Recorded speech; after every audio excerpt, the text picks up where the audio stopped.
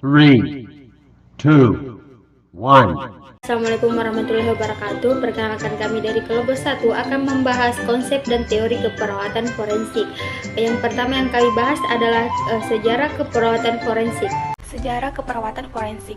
Keperawatan forensik dikembangkan sebagai tanggapan terhadap kekhawatiran pada tahun 1980-an mengenai perawat pasien yang menderita cedera terkait kejahatan dan penanganan bukti yang tepat. Secara global, pengembangan kedokteran klinis umum dan keperawatan forensik telah berkembang dengan kecepatan yang berbeda, dengan yang satu mendahului yang lain berdasarkan negara oleh negara. Meskipun keperawatan forensik dapat ditelusuri kembali ke tahun 1980-an, untuk pengembangan spesialis dapat dicatat bahwa yayasan mungkin telah diletakkan pada awal abad ke-18. Profesional medis tertentu terlibat dalam kasus-kasus pengadilan yang melibatkan kejahatan seperti pemerkosaan. Bidang keperawatan forensik telah menjadi semakin populer sejak dekade terakhir dari abad ke-20 dan diprediksi akan terus menjadi salah satu spesialisasi keperawatan yang paling cepat berkembang dan paling diinginkan. Pada tahun 92, sebuah kelompok bertemu di Minneapolis untuk mengadakan konvensi pertama tentang merawat klien dengan kasus kekerasan seksual. Salah satu hasil pertemuan itu adalah menciptakan istilah secara khusus, yaitu adanya keperawatan forensik. Selanjutnya dibuatkan Asosiasi Internasional Perawat Forensik, yaitu IMFN, adalah salah satu organisasi internasional perawat profesional yang dibuat dengan tujuan spesifik untuk mengembangkan, memajukan, dan menyebarkan informasi tentang ilmu keperawatan forensik. Pada tahun 95, keperawatan forensik diakui sebagai spesialis klinis khusus. Keperawatan forensik harus mengikuti pelatihan praktis yang meliputi pelatihan lanjutan dan identifikasi luka trauma, termasuk pelatihan dalam penemuan luka bermotif dan luka-luka berbagai tahap penyembuhan. Perawat forensik dilatih secara objektif merekam kronologi lengkap dari cedera yang dimiliki korban, pasien, orang tua, wali, atau pengasuh. Teori keperawatan forensik. Teori keperawatan forensik telah berkembang pesat selama lebih dari 50 tahun terakhir. Orang yang pertama yang menentang perawat untuk berpikir tentang pengembangan teori dan aplikasi untuk mendukung praktis keperawatan, Guyer and Ward 1992, menegakkan perlunya teori untuk memandu praktik dalam pernyataan terkenal mereka. Teori tanpa praktik adalah kosong, praktik tanpa teori adalah buta. Memang pilar pertama dari rencana strategi IMFN 2018-2022 adalah pilar keadilan sosial yang menegaskan sebagai nilai inti dalam profesi. Teori jarak menengah tidak hanya berfungsi untuk menyusun proyek berbasis bukti dan studi penelitian dengan memberikan potensi yang dapat diuji, tetapi juga memadu interpretasi dan penerapan temuan. Teori keperawatan forensik.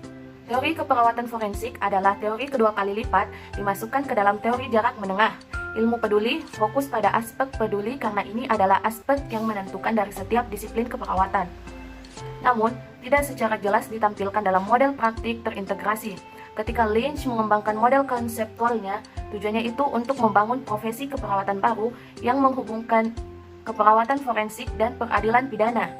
Untuk memenuhi tujuan ini, melalui konseptualisasi peran keperawatan forensik dan penerimaan interdisipliner. Saat ini, fokus teori perlu diadaptasi untuk menekankan pentingnya perawatan pasien, sekaligus mendefinisikan apa peduli berarti dalam keperawatan forensik. Etika dan hukum keperawatan forensik. Perawat forensik mengumpulkan informasi tentang morbiditas dan mortalitas dari berbagai sumber.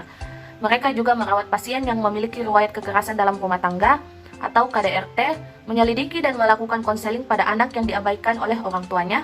Perawat forensik bekerja di trauma darurat, fasilitas permasyarakatan, konseling anak-anak sekolah, atau sebagai konsultan hukum. Ini adalah cara baru dalam memandang keperawatan yang berfokus pada banyak aspek hukum. Kode etik disusun dan disahkan oleh organisasi atau wadah yang membina profesi tertentu, baik secara nasional ataupun internasional. Kode etik menerapkan konsep etis karena profesi bertanggung jawab pada manusia dan menghargai kepercayaan serta nilai individu. Etika memberikan keputusan tentang tindakan yang diharapkan benar-benar tepat atau bermoral.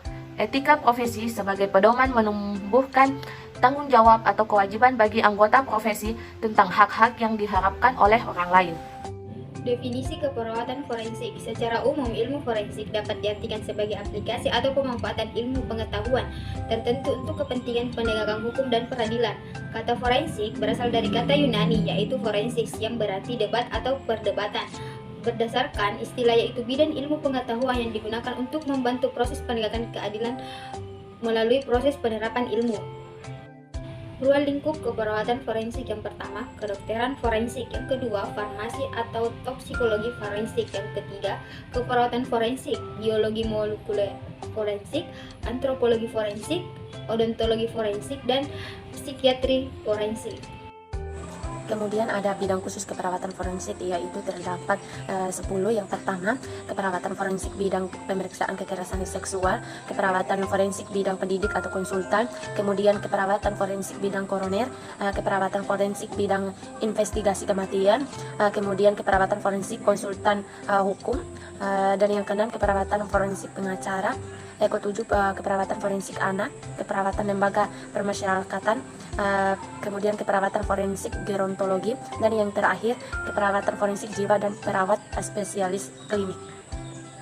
Tugas dan tanggung jawab perawat forensik: yang pertama, melakukan pemeriksaan korban hidup, kemudian penggalian mayat, menentukan umur seorang korban, melakukan pemeriksaan bukti lain, dan melakukan pemeriksaan di tempat kejadian perkara atau TKP, melakukan pemeriksaan korban mati, memberikan perawatan khusus untuk pasien yang mengalami kekerasan, dan yang terakhir melakukan pemeriksaan jiwa.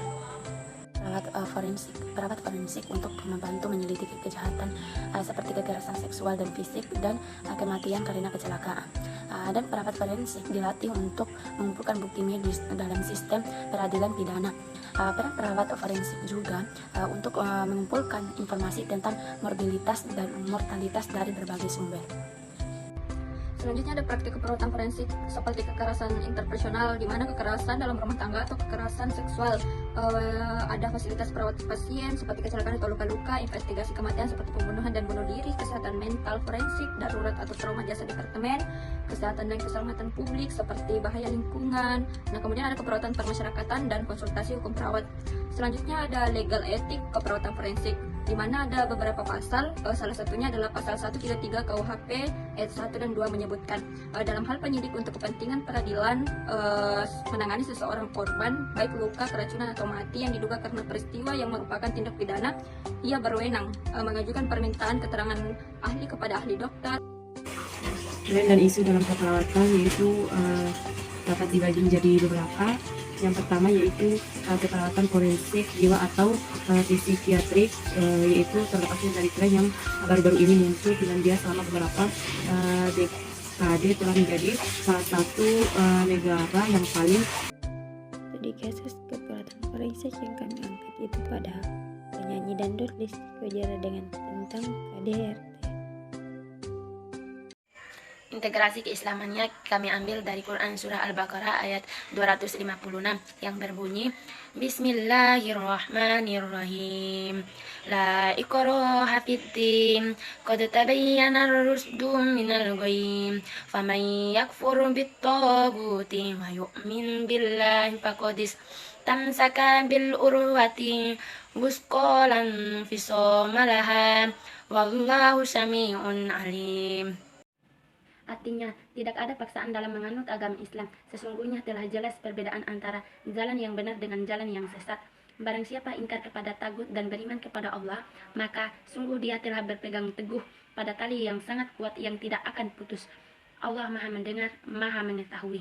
Maksud dari penjelasan ayat tersebut, karena penjelasan yang mengenai keperawatan forensik, yaitu bagaimana seseorang perawat melakukan perawatan terhadap pasien yang melakukan kekerasan. Jadi kelompok 1 mengambil ayat yang berkaitan dengan kekerasan. Cara kekerasan harus dihindari. Yang terakhir ini adalah